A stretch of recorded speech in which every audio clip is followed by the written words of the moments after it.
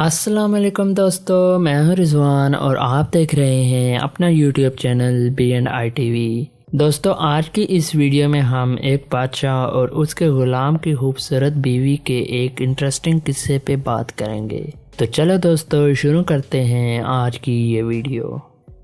Subscribe کیجئے B and I TV وی کو اور ساتھ ہی ساتھ بیل آئیکن کو بھی پریس کر دیجئے سب سے پہلے بایوگرافی اور انفارمیٹیو ریلیٹڈ ویڈیوز دیکھنے کے لیے۔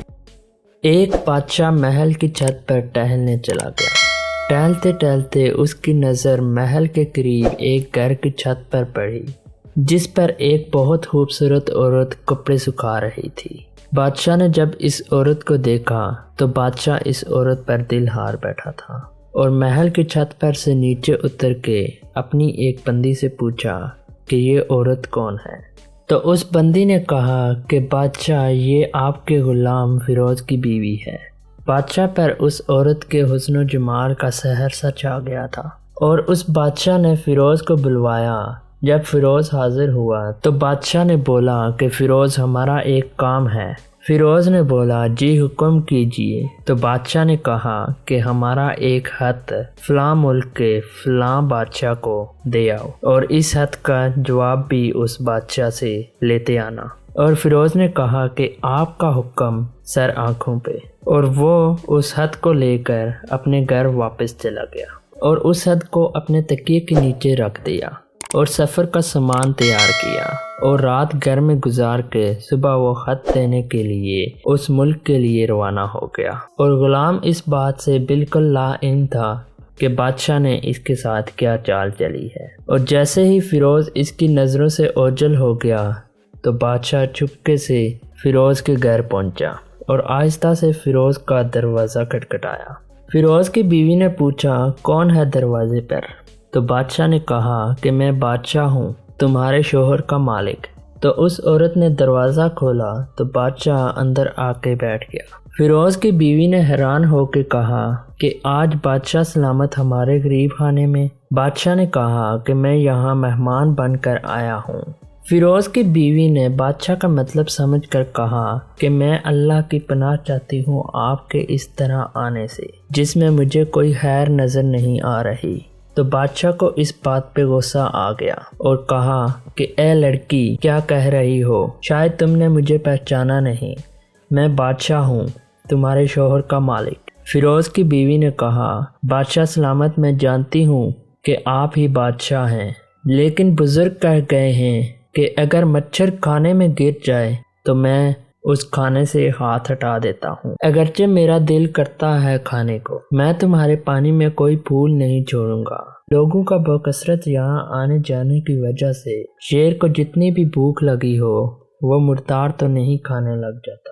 اور فیروز کی بیوی نے کہا کہ بادشاہ سلامت، تم اس کٹورے میں پانی پینے آ گئے ہو جس میں تمہارے کتے نے پانی پیا ہے۔ اور بادشاہ اس باپردہ عورت کی ان باتوں سے بڑا شرمسار ہوا اور اس باپردہ باحیا عورت کو وہیں چھوڑ کر واپس چلا گیا، لیکن اپنے چپل وہ وہیں چھوڑ کے آ گیا۔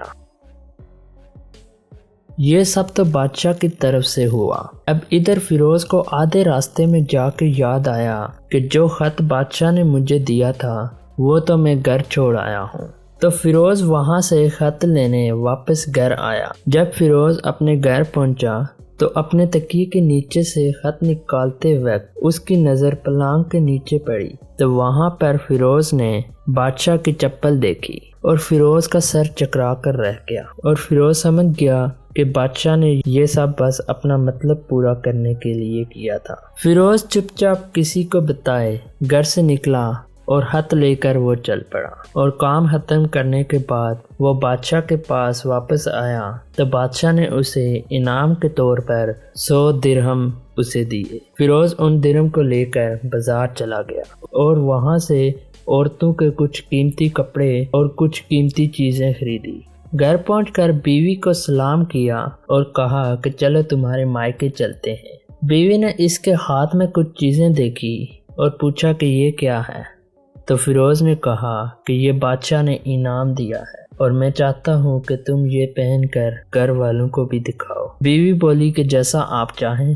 اور بیوی تیار ہوئی اور اپنے شوہر کے ساتھ اپنے گھر کے لیے روانہ ہوئی، اور وہ اپنی بیٹی اور ان چیزوں کو دیکھ کر بہت زیادہ خوش ہوئے۔ اگرچہ فیروز اپنی بیوی کو چھوڑ کر واپس اپنے گھر آ گیا، اور 1 مہینہ گزرنے کے بعد بھی فیروز اپنی بیوی کو لینے نہ آیا اور نہ ہی اپنی بیوی کا پتہ کیا۔ تو فیروز کی بیوی کے بھائی فیروز کے پاس آئے اور پوچھا کہ فیروز، آپ ہمیں اپنی بیوی سے ناراضگی کی وجہ بتائیں یا پھر ہم آپ کو قاضی کے سامنے پیش کریں گے۔ تو فیروز نے کہا کہ اگر آپ چاہیں تو قاضی کے سامنے پیش کر لو، لیکن میرے ذمے کوئی ایسا فرض نہیں جو میں نے اپنی بیوی کے لیے پورا نہ کیا ہو۔ بہرحال وہ لوگ اپنا کیس قاضی کے پاس لے گئے، تو قاضی نے فیروز کو بلوایا۔ قاضی اس وقت اس بادشاہ کے پاس بیٹھا ہوا تھا۔ فیروز کی بیوی کے بھائیوں نے قاضی صاحب کو کہا کہ قاضی صاحب، ہم نے ایک سرسبز باغ، درخت پھلوں سے بھرے ہوئے اور ساتھ میٹھے پانی کا کنواں اس شخص کے حوالے کیا تھا، تو اس شخص نے ہمارا باغ اجاڑ دیا، سارے پھل کھا لیے، درخت کاٹ لیے اور کنویں کو خراب کر کے بند کر دیا۔ قاضی نے فیروز کی طرف مڑ کے کہا کہ ہاں، تم کیا کہتے ہو؟ تو فیروز نے کہا کہ قاضی صاحب، جو باغ مجھے دیا گیا تھا وہ میں نے انہیں اس سے بہتر حالت میں واپس کیا ہے۔ تو قاضی نے فیروز کی بیوی کے بھائیوں سے پوچھا کہ کیا فیروز سچ کہہ رہا ہے؟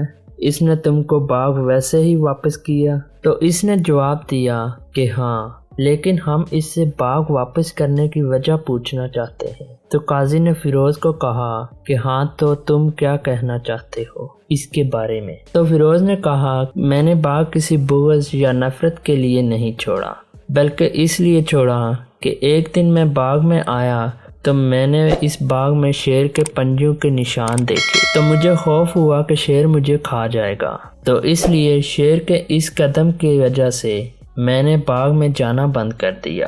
بادشاہ، جو ٹیک لگا کر سب کچھ سن رہا تھا، اور اٹھ کر بیٹھ گیا اور کہا کہ فیروز، اپنے باغ کی طرف سے مطمئن رہو، واللہ اس میں کوئی شک نہیں کہ شیر تمہارے باغ میں ضرور جا گھسا تھا، لیکن وہ نہ تو وہاں کوئی اثر چھوڑ سکا، نہ کوئی پتا توڑ سکا، اور نہ ہی وہاں سے کوئی پھل توڑ سکا۔ وہ وہاں پر تھوڑی دیر گیا اور وہاں سے مایوس ہو کر واپس لوٹ گیا۔ خدا کی قسم، میں نے تمہارے باغ جیسی مضبوط دیواریں کہیں نہیں دیکھی جن میں ہر آنے والا ناکام ہو کر لوٹ جائے۔ فیروز بادشاہ کی اس وضاحت کو سمجھ گیا تھا اور خوشی خوشی اپنی بیوی کو اپنے گھر واپس لے آیا تھا۔ نہ ہی قاضی کو پتہ چلا کہ اصل معاملہ کیا ہے، اور نہ ہی کسی اور کو۔ کیا ہی خوبصورت طریقے سے اس معاملے کو حل کیا۔ دوستو، اس ویڈیو سے یہ سبق ملتا ہے کہ اپنے راز اپنے پاس رکھیں، اپنے راز کسی تیسرے بندے کو نہ بتائیں۔ آپ کے درمیان آپ کی بیوی کے ساتھ آپ کے کوئی ناراضگی ہو جاتی ہے، آپ کی لڑائی ہو جاتی ہے، تو اس بات کی خبر آپ کے گھر والوں میں سے بھی کسی کو نہ پڑے، نہ ہی لڑکی کے ماں باپ کو پڑے اور نہ ہی لڑکے کے ماں باپ کو۔ اپنی بات کسی کو نہ بتا کر اپنی عزتوں کی حفاظت کیجیے۔ جس طرح انہوں نے اپنی عزت کی حفاظت کی، اپنا مسئلہ بھی سارا حل کر دیا اور کسی تیسرے بندے کو یہ تک نہ پتا چلا کہ ان میں اصل معاملہ کیا تھا۔ تو دوستو، یہ تھی میری آج کی ویڈیو۔ امید کرتا ہوں آپ اس ویڈیو سے بہت کچھ سیکھیں گے، اور ساتھ ہی اگر تو آپ کو یہ ویڈیو اچھی لگی ہے تو اس ویڈیو کو ایک لائک بھی کر دیجیے۔